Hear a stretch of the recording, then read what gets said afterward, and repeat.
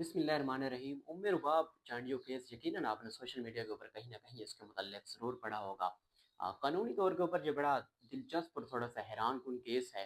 ये एक ऐसा केस है कि जिसमें पुलिस और अदालत ये मानती है कि तीन बंदे जो है वो फायरिंग में मारे गए, लेकिन सिंध पुलिस 8 साल लगाकर भी ये पता नहीं लगा सकी कि एक्चुअल में उन तीन लोगों को मारा किसने था। बेसिकली ये जो केस है या ये जो वक़ूआ है वो 17 जनवरी 2018 को दादू में पेश आया, जो कि सिंध का इलाका है।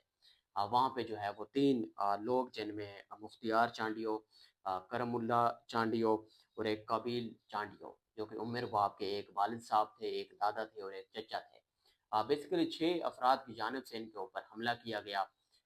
उस हमले में ये 3 लोग भी मारे गए और एक हमलावर भी मारा गया, यानी कि जो इनका मुखालिफ था वो क्रॉस फायरिंग में, जो कि सरदार कादिर के नाम से मशहूर था। लेकिन दिलचस्प बात ये है कि फर्स्ट इन्वेस्टिगेशन रिपोर्ट में तो तकरीबन 8 लोग नामजद हुए इस वक़ूआ के बाद, जिनमें 2 पीपल्स पार्टी के एमपीए साहबान भी थे, जिनमें एक सरदार अहमद या सरदार खान चांडियो भी उन्हें कहा जाता है, और दूसरे बुरहान चांडियो। इसके अलावा भी 6 लोग, जिनमें सरदार कादर चांडियो, जो कि मौके पर ही फायरिंग के तबादले में मारे गए थे, और इनके अलावा भी 5 लोग इस मुकदमे में नामजद हुए। लेकिन मज़े की बात ये है कि ये केस तब थोड़ा सा हाईलाइट हुआ। 2018 के बाद एफआईआर वगैरह तो इसके खिलाफ दर्ज की गई, उमर बाब जो चांडियो है, लेकिन उनकी तरफ से जो है वो सोशल मीडिया के ऊपर एक कैंपेन भी चलाई गई इंसाफ के हसूल के लिए।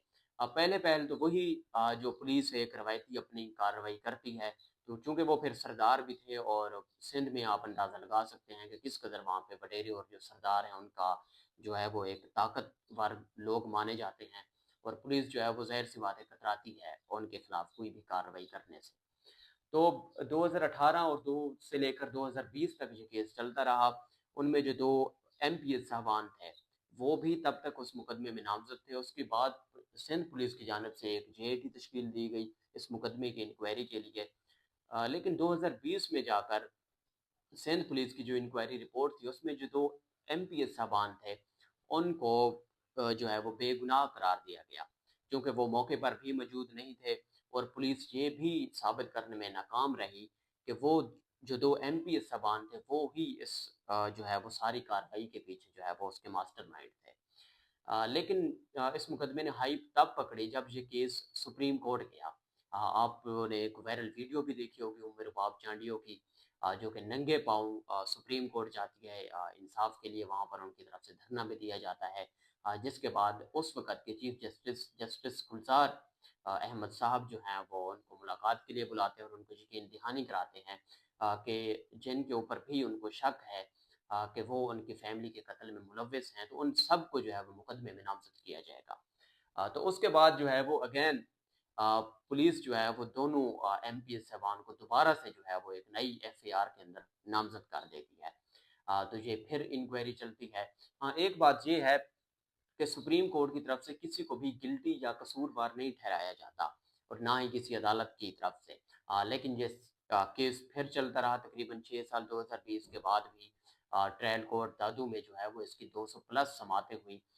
मुख्तलिफ गवाहान जो है वो पेश हुए, लेकिन किसी भी सूरत पुलिस ये साबित नहीं कर सकी कि उन लोगों ने मारा, उन लोगों को किसने मारा। बेसिकली ज़ाहिर सी बात है कि जो हमारा एक कानून शहादत है, उसके मुताबिक जो है वो सिंध पुलिस इतने सबूत अदालत में पेश नहीं कर सकी जिससे ये साबित हो सके कि वो जो 6 लोग थे, उनमें से किसने उन तीनों को मारा। अब ये तो वाज़ेह है कि 3 लोग मरे हैं, लेकिन दिलचस्प बात यही आती है इस केस में कि 6 लोग गए हमला करने के लिए, जिनमें एक मौके के ऊपर मारा गया। अब जो शख्स वहीं पे मारा गया, यानी कि जो सरदार कादिर था, तो वो ज़ाहिर-सी बात है उसको उन्होंने वैसे ही मुकदमे में नामज़द नहीं किया। तो जो मुकदमा उसके बाद बना वो उन 5 अफराद के ऊपर बना, अ, जिनमें अली गौर चांडियो, सत्तार चांडियो था, सिकंदर चांडियो था, मुर्तज़ा चांडियो था, और भी 2 शख्स थे। उनके खिलाफ मुकदमा चलता रहा, उनको पुलिस ने अरेस्ट भी किया, वो जेल में भी रहे। लेकिन चूँकि हमारे इधर है कानून जो शहादत है, वो उसके मुताबिक अगर 5 लोग वहाँ पे हमला करने गए हैं, تو پولیس ایکچولی یہ ثابت کرنے میں ناکام رہی کہ ان 5 میں سے کس نے جو ہے وہ فائرنگ کی اور کس بندے کی فائرنگ سے وہ جو 3 شخص تھے وہ مارے گئے۔ بیسیکلی یہی جو ثبوت جو ہے وہ درکار تھا عدالت کو کسی کے خلاف بھی فیصلہ دینے کے لیے۔ تو یہ جو بات تھی وہ پولیس ثابت نہیں کر سکی کہ ان 5 افراد میں سے کس کی فائرنگ سے اگلے بندے جو ہے وہ مارے گئے۔ تو اسی وجہ سے یہ کیس تھوڑا سا خراب بھی ہوا، اتنا لمبا عرصہ چلا بھی، اور پھر مزے کی بات یہ ہے کہ وہاں پہ لوگ موجود تو تھے جب قتل ہوا، اور بھی لوگ ظاہر سی بات ہے وہاں پہ اکٹھے ہو گئے تھے جب فائرنگ ہوئی، لیکن کسی نے بھی ان کے خلاف کوئی بھی بیان نہیں دیا کہ ہم نے اپنی آنکھوں سے دیکھا ہے کہ فلاں بندے نے ہی فائر کیا ہے، اس کی فائرنگ سے ہی جو ہے وہ اگلے 3 افراد مارے گئے۔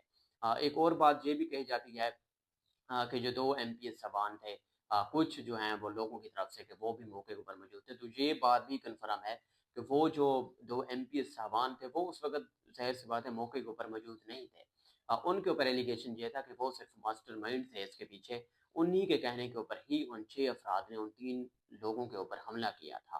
تو پولیس اس کے بعد جو ہے وہ سپریم کورٹ کے پریشر کے بعد کیس تھوڑا سٹرونگ بھی ہوا، سوشل میڈیا کے اوپر جب ڈسکشن ہوئی تو اور بھی تھوڑا سا پولیس نے جو ہے وہ سیریسنس کا تھوڑا سا مظاہرہ دکھایا، لیکن ایٹ دا اینڈ 8 سال کے بعد بھی پولیس یہ ثابت کرنے میں ناکام رہی کہ وہ جو 6 افراد حملہ کرنے گئے تھے وہ ایکچولی کس کی فائرنگ سے جو ہے وہ اگلے 3 افراد مارے گئے۔